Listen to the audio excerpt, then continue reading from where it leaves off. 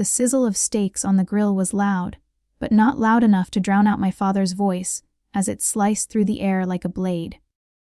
"Hey, Emma," he called out with a smirk that told me trouble was coming. "You're old enough to pay rent or get out. This isn't a charity." Before we begin, drop a comment and tell us where are you from and from which city you're watching our videos. And after watching the whole video, don't forget to tell us what would you do in this situation. Be honest. Tell me in the comments below. We read every comment. Let's begin. The laughter that followed wasn't just his. It came from my stepmother, Denise, and my younger half-brother, Tyler, who leaned back in his chair, popping open another beer like he'd just heard the best joke of the night. My hands tightened around the plate I was holding, the paper edges crumpling under my grip. It wasn't just the words, it was the timing. He said it in front of the whole family, while neighbors mingled in the yard, pretending not to hear. He wanted them to hear. He wanted me humiliated. I set the plate down slowly on the picnic table, forcing myself to keep my voice steady. "You've been taking half my paycheck for years, Dad. I've been paying the bills." His face twisted into that fake exaggerated shrug he used when mocking me. "So that's called life. If you don't like it, find somewhere else to live." Tyler chuckled under his breath. "Good luck with that." The air felt heavy with the scent of grilled meat and something darker. Disgust, betrayal. I could feel the eyes on me from across the yard. They all thought I'd stay quiet. Maybe cry later in my room. But that wasn't going to happen this time. I stepped closer to him, close enough that the flicker of the grill's flames lit up his smirk. "Fine," I said, my voice low but sharp. "You want me gone? You'll get your wish." He laughed, waving his tongues at me like I was a pesky fly. "Yeah. And where are you going to go?" "Back to your little apartment that fell apart. You've got no savings, Emma." The rest of the evening blurred into a tense mix of forced smiles and whispered gossip. But in my mind, plans were already snapping into place. He didn't know what I had been working on quietly for months. He didn't know I'd just gotten the keys to my own house. By the time the BBQ was over, I'd made up my mind. I wasn't going to drag this out. If he wanted me gone, he was going to see just how far gone I could be. And when I left, I'd take more than my things. I'd take the comfort he thought he controlled. The next morning, I loaded the last box into the back of my car. My hands shook, not from sadness, but from the rush of knowing what was coming. I drove to my new place, a small but beautiful two-story home with white siding and a wraparound porch. The air smelled fresher here. By noon, I had the deed in my name on the kitchen counter. I sent a short, simple message to my dad. "I've moved out. The bills are yours now." It didn't take long. Within an hour, my phone lit up with his number. I let it ring. Then another call from Denise. I let that one ring, too. By dinner time, I heard the sound of a truck pulling up outside my new house. I looked out the window and saw my father getting out, his face pale, his jaw tight. Denise trailed behind, looking as if she'd swallowed something sour.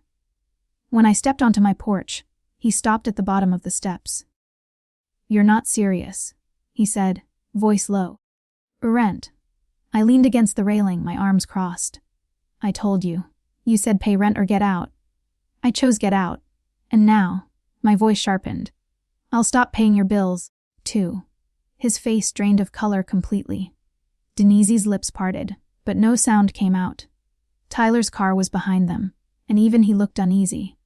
For the first time in my life, I realized the power I'd been giving them all along. And I knew I was just getting started. The moment they drove away, I stood on my porch and just breathed. Not relief. No, not yet. It was the first inhale in years that didn't feel like I owed someone for the air. I didn't waste time. I went inside, grabbed my laptop, and began cutting every cord they'd been feeding on. Electric bill gone from my account.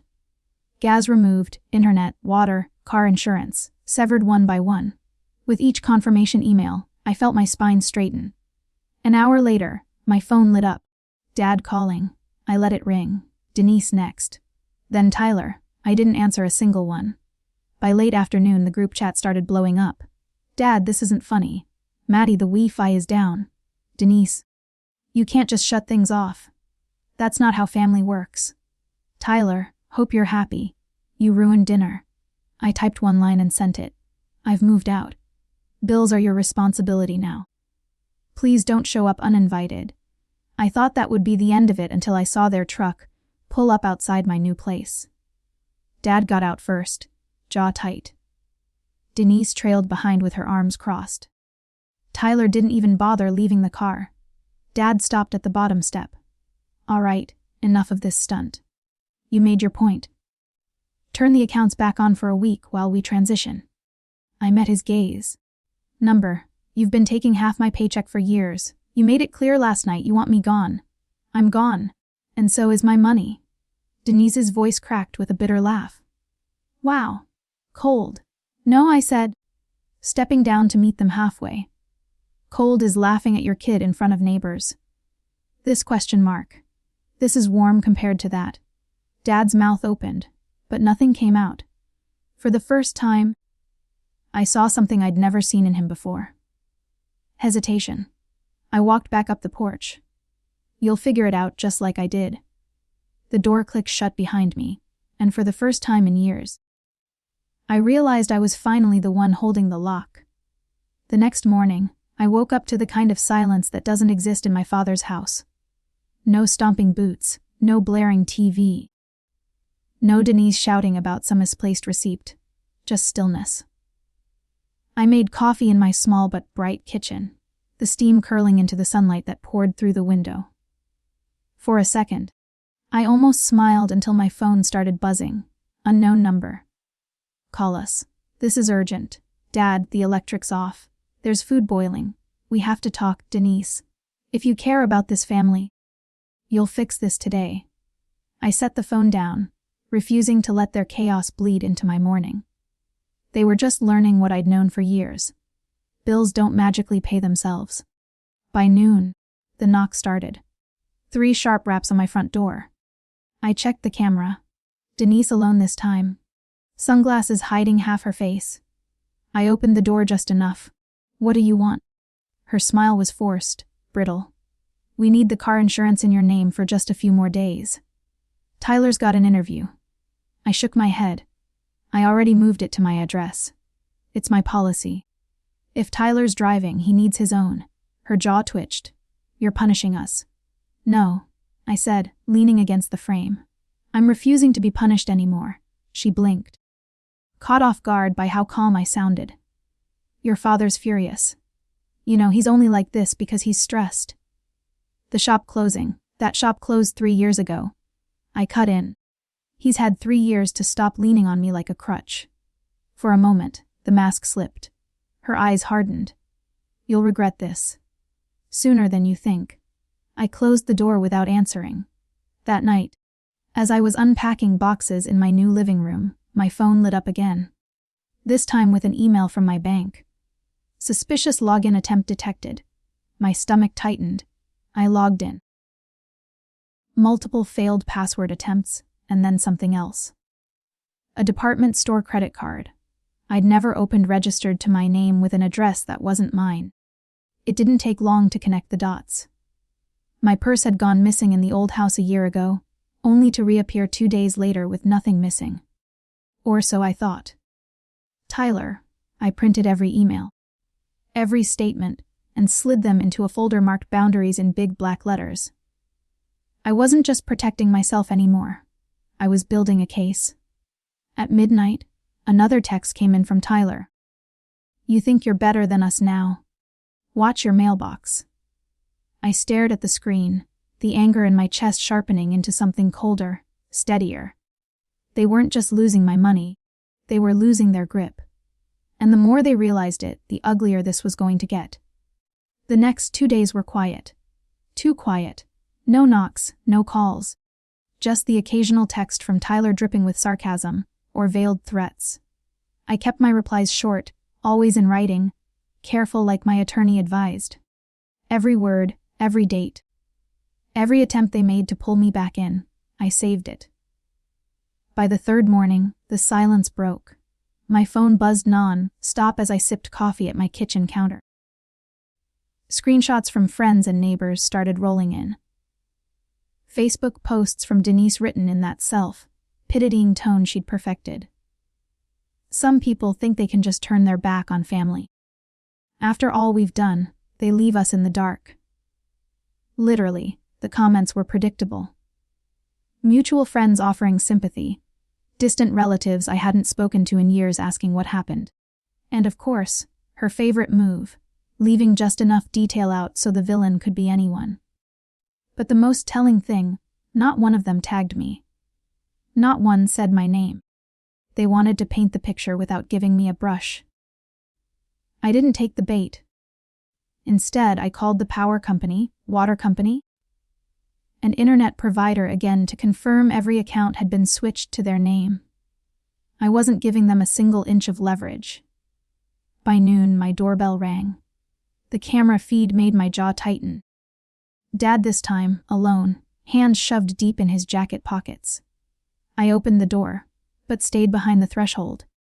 "What is it?"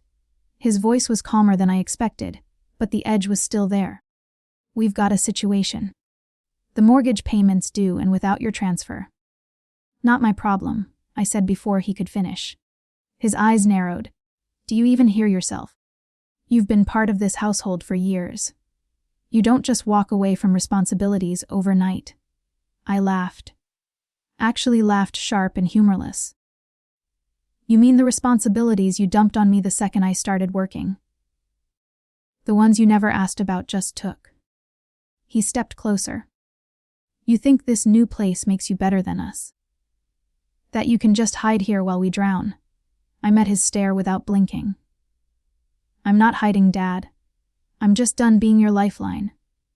His jaw worked like he was chewing on a dozen unsaid threats. Then he turned to leave, but not before tossing one last shot over his shoulder. "You're going to regret this when you come crawling back." I closed the door slowly, almost enjoying the click of the lock. Crawling back wasn't in my vocabulary anymore. That night, as the sun dipped low and the air cooled, I saw their situation unravel in real time. A neighbor from my old street called me, voice low like we were sharing a secret. They were out in the driveway arguing loud. Something about the bank account being overdrawn. Denise was screaming that she couldn't buy groceries, and your dad kept saying, "It's your fault." I thanked them, hung up, and sat there for a long moment. They were feeling it now. The weight I'd carried alone for years, pressing down on them for the first time. The next day, I decided to make it clear this wasn't just about me leaving. It was about reclaiming every inch of control they'd stolen. I went to the bank, met with a manager, and closed the last joint account they still had access to. When I left, the folder in my bag felt heavier, thicker, more complete. That evening, a text came through from Denise. "You've made your point, we get it. Just please help us this month. We'll figure it out after." I didn't reply. 2 hours later, a public post appeared on her profile. "Funny how people change when they think they don't need you anymore. But life has a way of humbling everyone." For once, she was right. Life does have a way of humbling everyone, and theirs was only getting started. It was a Saturday morning, when the perfect opportunity landed in my lap. I was sipping coffee, scrolling through emails, when one from the mortgage company for my dad's address popped up. The subject line read, "Urgent, past due balance and notice of public auction." At first, I thought it was a mistake. I hadn't lived there for weeks, and I'd already removed my name from everything tied to that house. But when I opened it, I realized the bank must have still had me listed as an emergency contact from years ago. The letter was blunt. 2 payments missed, no arrangement made, auction date set in 30 days. I sat there staring at the screen. This was it. The moment when the universe handed me proof in black and white that all their loud confidence was just smoke. Before I might have rushed over, tried to fix it, drained my account again to save them. Now I hit print. Then I slid the paper into my boundaries folder. By noon I heard the inevitable, the pounding at my door. This time, all three of them were on the porch. Dad red-faced, Denise tight-lipped, Tyler smirking like a kid who thinks he's about to win a game. I stepped outside, shutting the door behind me. Dad didn't waste time. You saw the notice. We can't lose the house, Maddie. You're going to help fix this. I folded my arms. No, I'm not. You're still family. He shouted loud enough for the neighbors across the street to glance over. I didn't lower my voice. Family doesn't use you as a wallet. Family doesn't laugh while you're humiliated in front of half the neighborhood. Family doesn't commit fraud in your name and expect you to just take it. Denise stepped forward, eyes darting to the people watching from their yards. Do you have to make a scene? Yes, I said flatly. Because you had no problem making one when it suited you? Tyler muttered under his breath. Unbelievable. I turned to him. You're right. It is unbelievable that I let this go on for as long as I did. Dad's voice dropped. That quiet, dangerous tone he used when he thought he could still intimidate me. If you walk away from this, you'll be nothing to us. I smiled, but there was no humor in it. Then I'll be nothing to you and everything to myself. I stepped back toward the door, but before I went inside, I pulled the printed foreclosure notice from my folder and held it up where they could all see. This, I said, my voice cutting clean through the air, is what happens when the person you've been draining finally stops bleeding for you. And then I let it drop to the porch at their feet. The door closed behind me with a solid, satisfying click. Through the blinds, I watched them stand there. Dad frozen, Denise glancing at the neighbor's stares, Tyler kicking the paper like it might bite him. They left without another word. That evening, I posted a single vague line on my own social media. Sometimes the best gift you can give someone is the chance to stand on their own 2 feet. The comments rolled in. People asking if I'd finally moved, congratulating me on my new place, sending messages of support. Not once did I name them. I didn't need to because the truth was their downfall wasn't my story to tell anymore. It was theirs to live. And I was finally free to live mine.